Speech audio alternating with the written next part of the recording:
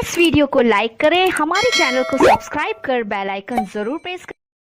कौने बने उपजी खुशू में आता कौने बने के सारे कौने बने के सारे हो याबे कौने बने उपजे गुलाबे ता चुनरी रागौ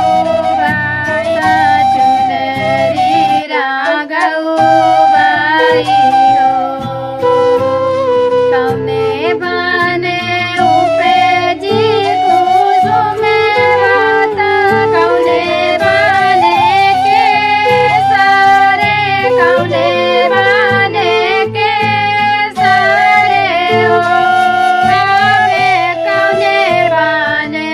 उपजे गुलाबे ता चुनरी रागौ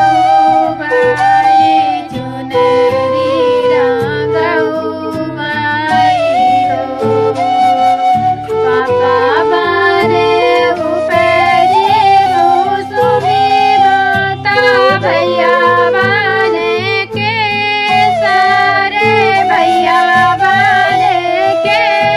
सारे हो याबे सैया बने उपजे गुलाबे ता चुनरी रागौ